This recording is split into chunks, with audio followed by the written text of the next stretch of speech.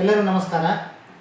10ನೇ ತರಗತಿಯ ವಿದ್ಯುತ್ ಪ್ರವಾಹದ ಕಾಂತೀಯ ಪರಿಣಾಮಗಳು ಈ ಅಧ್ಯಾಯದಲ್ಲಿ ಬರತಕ್ಕಂತಹ ಗೃಹ ಬಳಕೆಯ ವಿದ್ಯುತ್ ವ್ಯವಸ್ಥೆ ಅಥವಾ ಗೃಹ ಬಳಕೆಯ ವಿದ್ಯುತ್ ವೈರಿಂಗಿನ ಕುರಿತು ಒಂದು ಮಾದರಿಯನ್ನು ಈಗ ನೋಡೋಣ. ಇಲ್ಲಿ ನಾವು ಪುಸ್ತಕದಲ್ಲಿ ಒಂದು ರೇಖಾಚಿತ್ರ ಕೊಟ್ಟಿರುವ ಹಾಗೆ ಇದನ್ನು ನಾವು ಒಂದು ಮಾದರಿಯ ರೂಪಕ್ಕೆ ಅಳವಡಿಸಿದ್ದೇವೆ. ಇಲ್ಲಿ ನಾವು ನೋಡ್ತಾ ಇದ್ರಿ ವಿದ್ಯುತ್ ಶಕ್ತಿಯ ಮೂಲ ಅಂದರೆ ವಿದ್ಯುತ್ ಪರಿವರ್ತಕಗಳಿಂದ ನೇರವಾಗಿ ನಾವು ಕಂಬಗಳ ಮುಖಾಂತರ ವಾಹಕ ತಂತಿಗಳಲ್ಲಿ ವಿದ್ಯುತ್ ನೇರವಾಗಿ ಬಂದು ನಮ್ಮ ಮೀಟರ್ಗೆ ತಲುಪುತ್ತದೆ. ಈ ಮೀಟರ್ದಲ್ಲಿ ಇನ್ಪುಟ್ ಜೊತೆಗೆ ಇಲ್ಲಿ ಔಟ್ಪುಟ್ ಅಂತಿರುತ್ತೆ. ಇಲ್ಲಿ ಮೀಟರ್ದಿಂದ ಹೊರಗಡೆ ಬರ್ತಕ್ಕಂಥ ಈ ಎರಡು ವೈರ್ಗಳು, ಒಂದು ಕೆಂಪು ಮತ್ತು ಒಂದು ಕಪ್ಪು ಬಣ್ಣದ್ದನ್ನು ತಾವು ನೋಡ್ತಾ ಇದ್ರಿ. ಕೆಂಪು ಯಾವಾಗಲೂ ಸಜೀವ ತಂತಿ ಅಂತ ಕರಿತೀವಿ, ಅಂದರೆ ನಾವು ಇದಕ್ಕೆ ಫೇಸ್ ಅಂತ ಕೂಡ ಕರಿಬೋದು ಅಥವಾ ಲೈವ್ ವೈರ್ ಅಂತ ಕೂಡ ಕರಿಬೋದು. ಜೊತೆಗೆ ಇಲ್ಲಿ ಕಪ್ಪು ಬಣ್ಣದ ವಾಹಕ ತಂತಿ ನೋಡ್ತಾ ಇದ್ರಿ, ಇದನ್ನು ತಟಸ್ಥ ತಂತಿ ಅಂತ ಕರಿತೀವಿ, ಅಂದರೆ ನ್ಯೂಟ್ರಲ್ ವೈರ್ ಅಂತ ಕರಿತೀವಿ.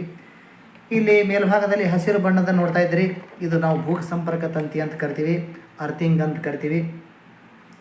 ಇಲ್ಲಿ ಮೊದಲಿಗೆ ನಾನು ಮೀಟರ್ದಿಂದ ಹೊರಗಡೆ ಬರ್ತಕ್ಕಂಥ ಈ ಒಂದು ಕೆಂಪು ವೈರನ್ನು ಇಲ್ಲಿ ಫ್ಯೂಸ್ಗೆ ಕೊಡ್ತೀವಿ.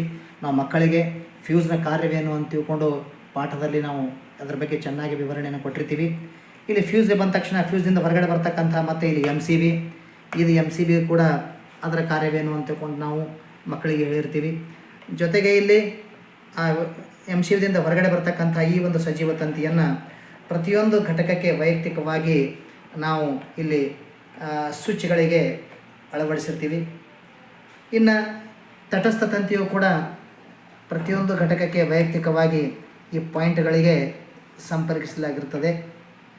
ಜೊತೆಗೆ ಈ ಹಸಿರು ಬಣ್ಣದ ಒಂದು ಅರ್ಥಿಂಗ್ ಅಂತ ಕರಿತೀವಿ ನಾವು, ಭೂ ಸಂಪರ್ಕ ತಂತಿಯನ್ನು, ಇದು ಕೂಡ ನಾವು ಪ್ರತಿಯೊಂದು ಘಟಕಕ್ಕೆ ಈ ಪಾಯಿಂಟ್ನ ಮೇಲ್ಭಾಗದಲ್ಲಿ ಒಂದು ದೊಡ್ಡ ರಂಧ್ರವನ್ನು ನೋಡ್ತಾ ಇದ್ರಿ. ಆ ರಂಧ್ರಕ್ಕೆ ಭೂ ಸಂಪರ್ಕ ತಂತಿಯ ವ್ಯವಸ್ಥೆಯನ್ನು ಕಲ್ಪಿಸಿರುತ್ತಾರೆ. ಹಾಗಾಗಿ ಇದು 1, 2, 3 ಇಲ್ಲಿ 3 ಘಟಕಗಳನ್ನು ನಾವು ತೆಗೆದುಕೊಂಡಿವಿ. ಈ ಒಂದೊಂದಾಗಿ ನಾವು ಅವುಗಳನ್ನು ಪರೀಕ್ಷಿಸಿ ನೋಡೋಣ. ಇಲ್ಲಿ ಮೊದಲನೇದಾಗಿ ನಾನು ಒಂದು ಕೋಣೆ ಅಂತ ತಿಳ್ಕೊಳ್ಬೋದು. ಇದನ್ನು ಒಂದು ಕೋಣೆಯಲ್ಲಿ ನಾನು ವಿದ್ಯುತ್ ದೀಪವನ್ನು ನನಗೆ ಬೇಕಾಗಿರುತ್ತೆ, ಆ ವಿದ್ಯುತ್ ದೀಪವನ್ನು ನಾನು ಬೆಳಗಿಸ್ಬೋದು.